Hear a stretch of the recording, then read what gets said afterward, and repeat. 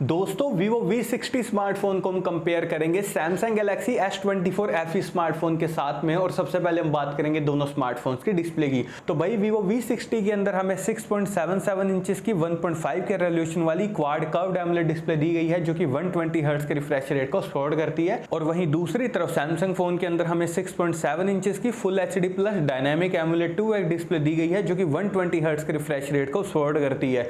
यानी कि दोस्तों डिस्प्ले यहाँ पर भाई कंटेंट वॉचिंग हिसाब से दोनों स्मार्टफोन्स की एकदम बढ़िया वाली है, क्योंकि दोनों फोन्स के अंदर हमें एमोलेड पैनल मिल रहा है। भाई एकदम बढ़िया वाली कंटेंट वॉचिंग आप कर पाएंगे। लेकिन दोस्तों अगर आपको फ्लैट डिस्प्ले वाला फोन चाहिए तब आप सैमसंग की तरफ जाइए, और अगर आपको क्वाड कर्व डिस्प्ले वाला फोन चाहिए तब आप यहां पर वीवो की तरफ ही जरूर से जाइए। और आईपी रेटिंग की अगर मैं बात करूं तो भाई वीवो फोन IP69 रेटिंग के साथ में आता है, वहीं दूसरी तरफ सैमसंग फोन IP68 रेटिंग के साथ में आता है। वैसे तो दोस्तों सैमसंग फोन के साथ में भी आपको वाटर और डस्ट से एकदम बढ़िया वाली प्रोटेक्शन मिल जाएगी, कोई भी दिक्कत नहीं आएगी। लेकिन दोस्तों वाटर और डस्ट से प्रोटेक्शन बिल्कुल ही नेक्स्ट लेवल चाहिए तब आप यहां पर वीवो की तरफ ही जरूर से जाइए, क्योंकि इस फोन में हमें IP69 रेटिंग दी गई है, जो कि काफी अच्छी बात है। और ऑपरेटिंग सिस्टम की अगर मैं बात करूं तो Vivo phone out of the box Android 15 के साथ में आता है, जो कि FunTouch 15 पर बेस्ड है। वहीं दूसरी तरफ Samsung phone out of the box Android 14 के साथ में आता है, जो कि One UI 6.1 पर बेस्ड है। तो ओवरऑल दोस्तों ऑपरेटिंग सिस्टम के मामले में दोनों स्मार्टफोन भी बढ़िया हैं। लेकिन यार ये जो वीवो की FunTouch UI है ना, दुनिया जहान के ब्लोटवेयर आपको देखने को मिल जाएंगे, इस बात का आप ध्यान रखिएगा। तो इसलिए दोस्तों एकदम बढ़िया UI चाहिए ना अगर आपको फोन में, तब भी आप यहां पर सैमसंग की तरफ ही जरूर से जाइए। और एंड्रॉइड अपडेट्स की अगर मैं बात करूं तो भाई वीवो फोन के अंदर हमें 4 साल के एंड्रॉइड अपडेट्स और 6 साल के सिक्योरिटी अपडेट्स देखने को मिलेंगे। वहीं दूसरी तरफ सैमसंग फोन के अंदर हमें 7 साल के एंड्रॉइड अपडेट्स और 7 साल के सिक्योरिटी अपडेट्स देखने को मिलेंगे। वैसे तो दोस्तों एंड्रॉइड अपडेट्स आपको वीवो फोन में भी लॉन्ग टर्म तक मिल रहे हैं, कोई दिक्कत नहीं आएगी। लेकिन अगर अपडेट्स और भी ज्यादा चाहिए तब आपको सैमसंग की तरफ ही भाई जरूर से जाना है। और चिपसेट की अगर मैं बात करूं तो वीवो फोन के अंदर हमें स्नैपड्रैगन 7 Gen 4 चिपसेट दिया गया, जो कि 4 नैनोमीटर टेक्नोलॉजी पर बेस्ड है।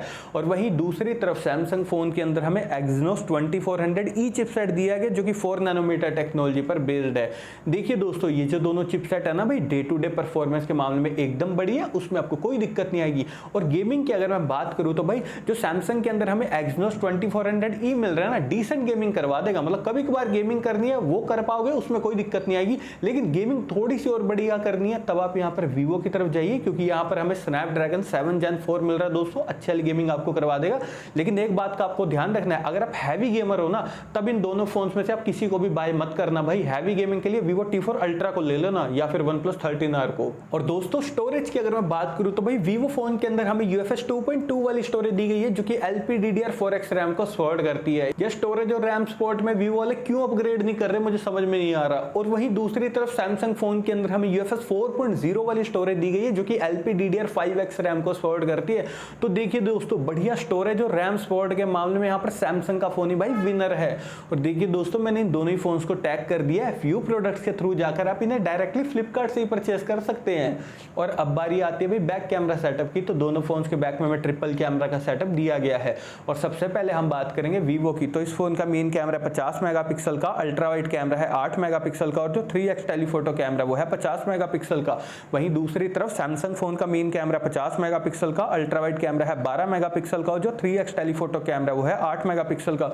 दोस्तों रियलिटी बात आपको मैं बता रहा हूं भाई, दोनों फोन्स के जो बैक कैमरा सेटअप है ना भाई एकदम जबरदस्त लेवल वाले हैं भाई। सच में इनके कैमरा सैंपल्स देख के मेरा दिल बिल्कुल खुश हो गया, क्योंकि दोस्तों अभी आप स्क्रीन के ऊपर सैमसंग फोन के कैमरा सैंपल्स देख रहे हैं कि यहाँ पर इसके मेन कैमरा ने डिटेलिंग को काफी बढ़िया तरीके से कैप्चर किया है। भाई मुझे इसके कैमरा सैंपल में एकदम नेचुरल डिटेलिंग देखने को मिली है। और इसके पोर्ट्रेट शॉट्स देख लीजिए, डायनामिक रेंज देख लीजिए, एज डिटेक्शन देखिए, सारे ही मामलों में यहाँ पर सैमसंग S24 का बैक कैमरा सेटअप काफी ज्यादा टॉप लेवल है। और वहीं दूसरी तरफ दोस्तों अगर मैं बात करूं वीवो की, तो भाई वीवो का जो बैक कैमरा सेटअप है ना वो भी बिल्कुल बढ़िया तरीके से ऑप्टिमाइज किया है। भाई वीवो V50 के मुकाबले V60 का कैमरा सेटअप काफी बढ़िया अपग्रेड्स के साथ में आ रहा है। यहाँ पर हमें 3x टेलीफोटो मिल रहा है, काफी अच्छी बात है। आप दोस्तों इसका कैमरा सैंपल स्क्रीन के ऊपर देख रहे हैं कि यहाँ पर भी इसके मेन कैमरा ने डिटेलिंग को काफी ज्यादा बढ़िया तरीके से कैप्चर किया है। और मुझे यहाँ पर वीवो की कलर एक्यूरेसी काफी ज्यादा बढ़िया लगी, इसने भी फोटोज को एकदम नेचुरल डिटेलिंग के साथ में कैप्चर किया है। तो ओवरऑल दोस्तों मैं कह सकता हूँ जो दोनों फोन्स का बैक कैमरा सेटअप है ना वो बिल्कुल ही टॉप लेवल वाला है। फ्लैगशिप लेवल की डिटेलिंग दे देंगे कैमरा में, कोई दिक्कत नहीं आएगी। और मैक्सिमम वीडियो रिकॉर्डिंग आप वीवो के बैक कैमरा से 4K तक कर सकते हैं। वहीं दूसरी तरफ सैमसंग के बैक कैमरा से आप 8K तक वीडियो रिकॉर्डिंग कर सकते हैं, जो कि काफी बढ़िया बात है।